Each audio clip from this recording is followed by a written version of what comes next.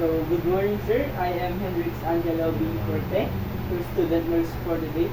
Currently studying at Medical Colleges of Northern Philippines. First of all, sir, what do you want me to call you, sir?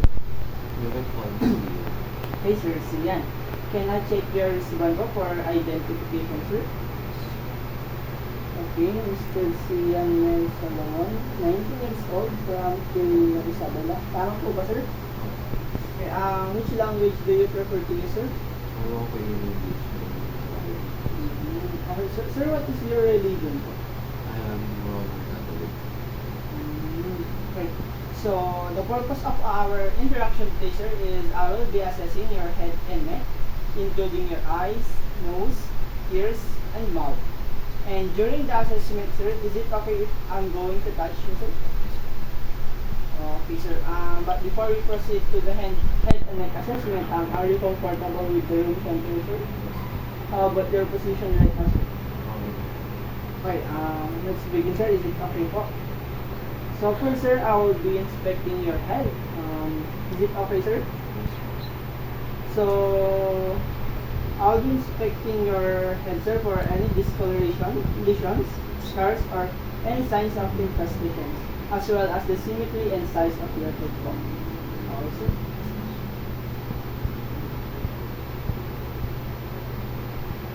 Okay, so upon inspecting your head, sir, I observed that your head is symmetrical and you have a normocephalic head, which means that your head is appropriate in your body size. And I don't see any presence of lesions, discolorations, as well as no signs of dandruff and infestations. Okay. I also noticed, sir, that you have thick black hair and moist scalp. So next, sir, I'm going to palpate now your scalp to see if there is any lumps, bulges, and tenderness present in your scalp. Is it okay with you, sir? Okay, sir, I'll be performing hand hygiene po muna. And then wear gloves. Relax lang tayo, sir.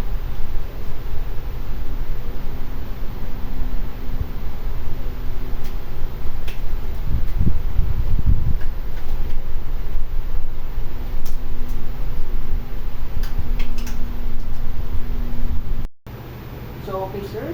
We will begin na po. So, just relax, sir.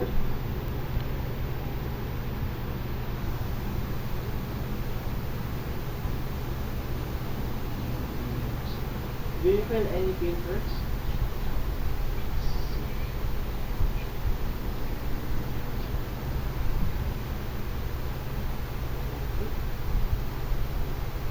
So, sir, upon checking, I don't feel any masses, bulges, and any tenderness present in your scalp, which is considered as normal. So, next, sir, we will going to proceed to inspecting of your face. So, first, sir, kindly directly look at me and my face for me to inspect the symmetry of your face and if there's any presence of scar or discoloration. Okay, sir. So, also, sir, kindly close your eyes and tell me if you feel if you are okay. Okay. So, sir, I've noticed that you have symmetrical and oval-shaped face, and there is no presence of lesion. However, I see redness in your face caused by your pimples. Okay, that's it. And upon checking to your facial muscle, it moves at will po, which means you have intact cranial nerve number 7 po. So, okay. So, sir, I will be palpating your face to test your cranial nerve number 5 and to see for any lumps or bulges present in your face, sir. Is it okay for me to touch you? Yes. Relax na. Do you feel anything, sir?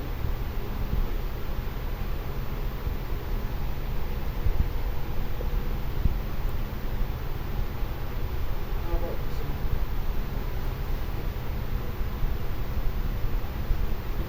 So, upon observing and checking it, sir, I don't feel any masses present in your face. And I do not observe any abnormalities upon checking your cranial number 5 and upon palpating your sinuses and frontal. So next, sir, we will proceed now to your eye. So kindly open your eyes for me, sir, and look at me directly to inspect your eyes. Okay, so as I observe, sir, that you have symmetrical eyebrows, even with these eyes and long eyelashes. Okay. Moreover, there is no presence of discoloration, swelling, and scar around your eyes, which is considered as normal. So, sir, next I will be going to dim the lights, the room, and I will be using my pen light to check your pupils if that is okay with you, sir. Okay. So, I will be using my pen light.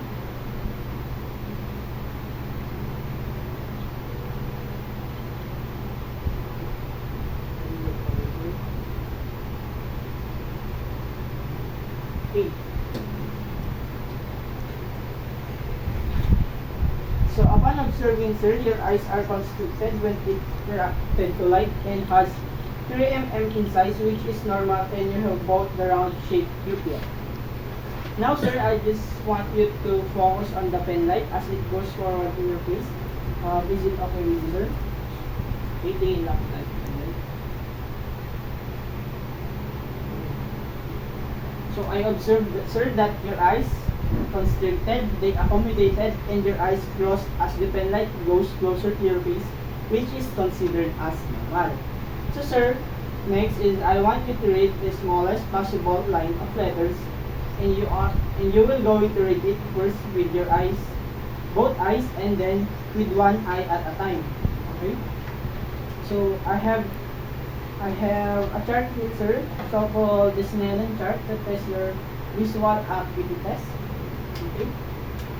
So, can you read the smallest letter, sir? P, F, C, D, T, J, L, E. So next, sir, I want you to close your one eye or cover your one eye, sir. Then read the smallest letter. P, F, C, D, E, J, L, E. So how about the other one, sir? P, F, C, D, T, J, L, E. Okay, sir. Upon checking, sir, since you have read it all correctly and accurately, you have 1620, which is considered as normal po. Okay, next, sir, I want you to stay still your head and just move your eyes towards where I will move the pen light. Okay, just follow the pen light, sir. Okay.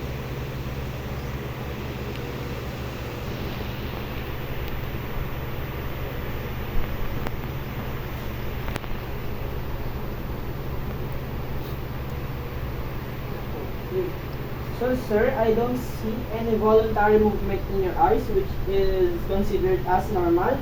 So, in conclusion, sir, upon assessing your eyes, your pupil are equally round and reactive to light and accommodation.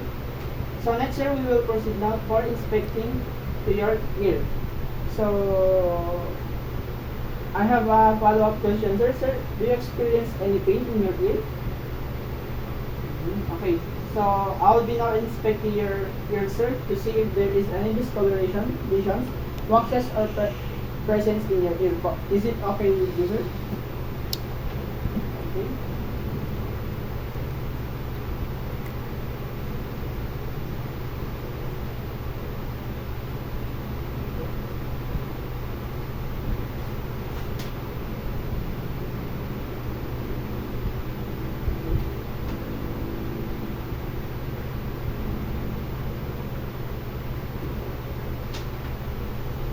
So upon observing, sir, I observed that your earlobes are being shaped and parallel and symmetrical. There is no presence of discoloration, lesion in your ear.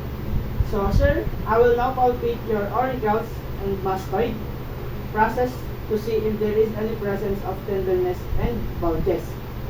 Is it okay with you, sir?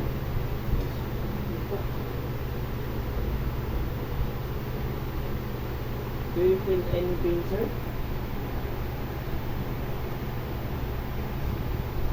About sa kapila po. Do you feel anything, sir? So upon palpating, sir, I don't feel any bulges and tenderness, which indicates as normal, sir. So next, sir, I want you to close your one ear and just tell me what word I will say. Okay? Close your one ear. Po.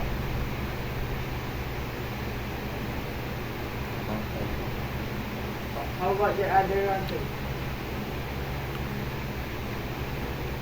Maybe. Okay.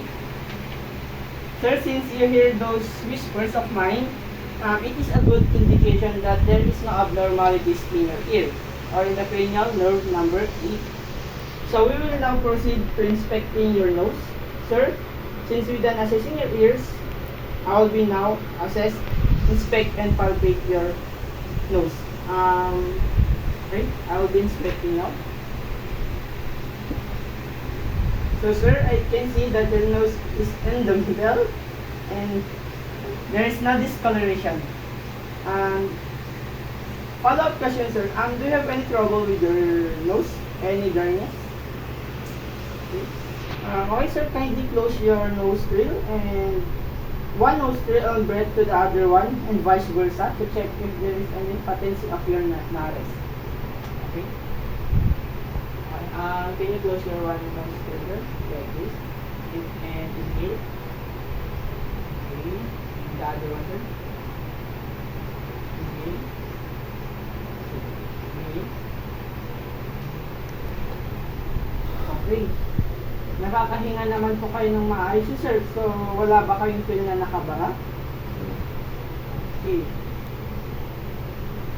Next, sir, can you look upward for me to visualize your nose?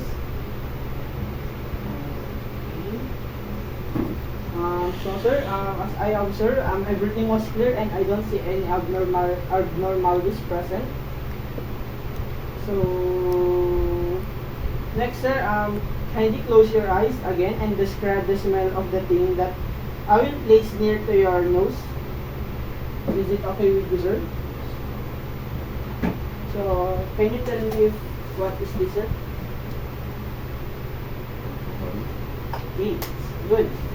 So next, sir, I will be palpating your sinuses to see if there's any bulges and tenderness present. Is it okay with you, sir? Okay po, relax na po kayo, sir. Do you feel any pain?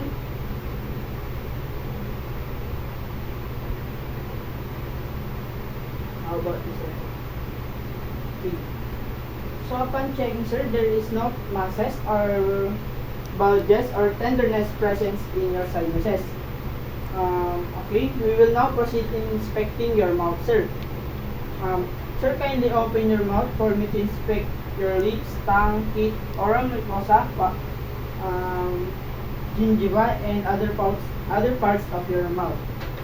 So I will be using this pen, sir. Can you open po? Can you open mo, sir? Tataas na po. So upon observing, sir, I can see that you have nice pinkish lips, gums, tongue, and uvula, which is considered as normal. And I also observed, sir, that you have 32 teeth, which is the normal number of teeth in adult. Though moreover, I don't see any abnormalities present in your mouth. So, sir, kindly stick your tongue, sir, and kindly move it side by side and say ah. I'll be using pen light again, sir. Okay, move side and stick your tongue like this and say ah. Okay, I can say that the cranial nerve number 9 and 10 and 12 are intact, and I don't observe any abnormalities during the examination. So, inspecting the neck. Sir, kindly extend your neck for me to inspect your neck and trachea. Okay, I can see that your trachea is at midline and there is no presence of lesions. Any discoloration present in your neck during my inspection. So sir, kindly move your neck side to side and up and down and try to shrug against my resistance arms and down. Okay, can you move your neck side by side? Up and down, sir. Okay. Since you did it with ease, sir, I can say that your accessory nerve are intact. Okay, next, sir, I'm going to palpate now your trachea to feel if there is any bulges or tenderness present in your trachea part, sir.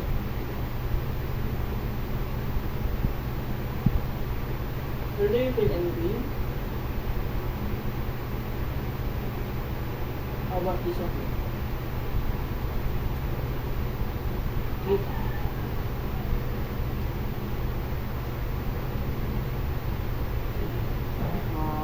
Okay, since you don't feel any tenderness or pain while palpating, and I also don't feel any lumps present in your nerve, in your neck, and in that case, it is considered as normal.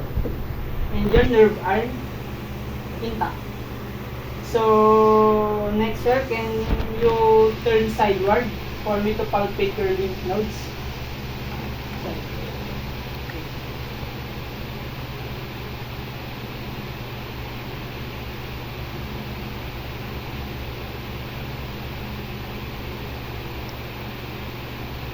Do you feel any danger?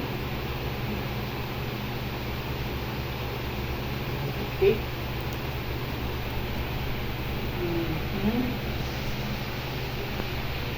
Okay, okay. Upon palpating it, it is a good indication that your lymph nodes are normal and I don't feel any tenderness in your lymph nodes. And so, sir, I will be now palpate your carotid artery and auscultate. Is it okay with you, sir? For sure, I will be palpating your carotid area.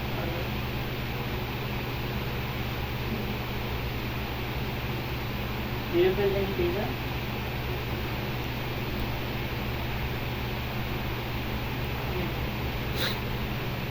So, I'll be using stethoscope to auscultate your carotid.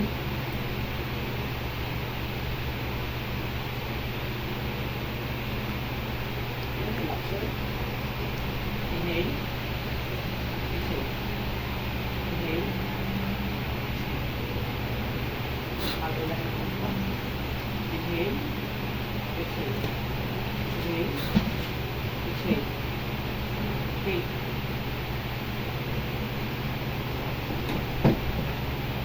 Okay, sir, I can feel the rhythm in your carotid pulse and it is functioning well and is normal, sir. So now, sir, I will be now palpating your thyroid and I auscultate to see if there are any abnormalities present.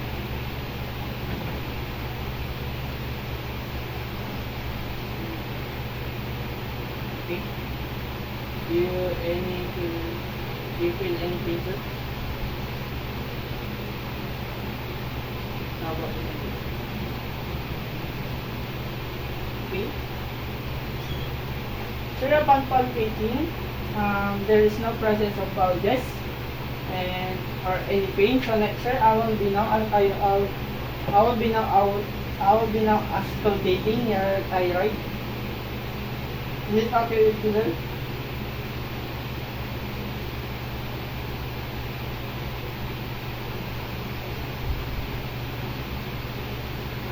Can you inhale, sir? Exhale. Inhale.